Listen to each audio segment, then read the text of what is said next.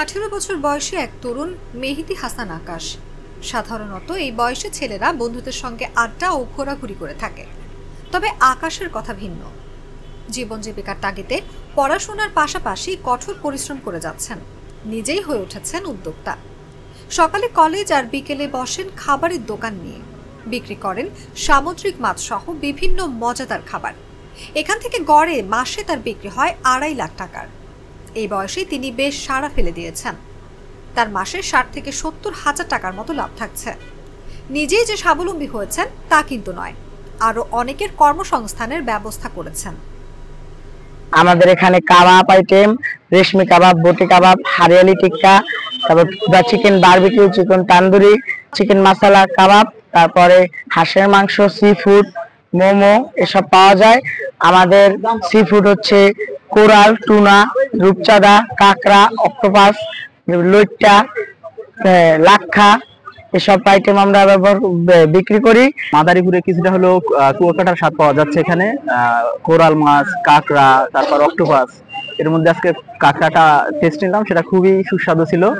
আর এদের যে ফ্লেভার খাবারের সেটা খুবই আকর্ষণীয়, আমার কাছে খুবই ভালো লাগছে। যারা আসেনি একটু টেস্ট নিয়ে যেতে পারেন। মাদারীপুর পৌর শহরের উকিলপাড়া এলাকার আলমগীর মুন্সি ও কাজল বেগমের ছেলে আকাশ। তার বাবাও একজন ব্যবসায়ী। এক বোন ঢাকাতে পড়াশোনা করেন।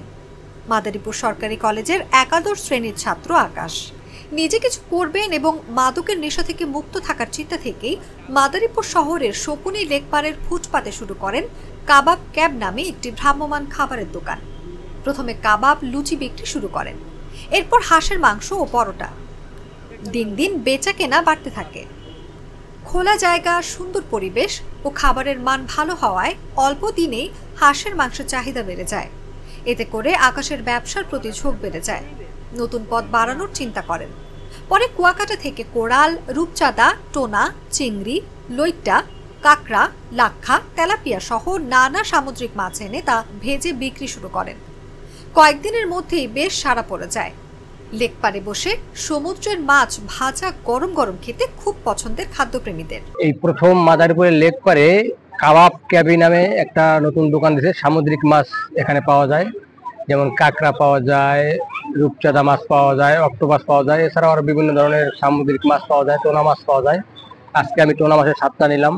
আপনারা সবাই আসতে পারেন, খুব সুস্বাদু খাবার এবং কম বাজেটের মধ্যে খুব ভালো একটা খাবার দিতেছে, সবসময় পাওয়া যেতেছে।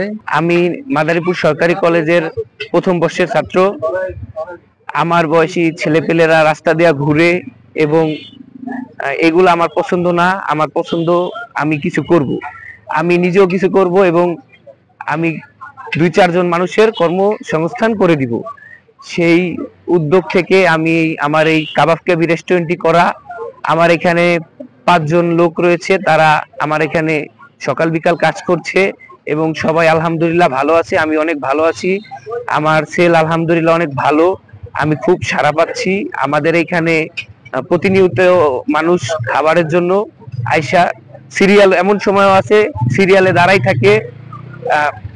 থেকে আমাদের এখান থেকে খাবার খেয়ে যায় এবং সকলে খুব ভালো বলেছে এবং আশা করি আরো ভালো বলবে।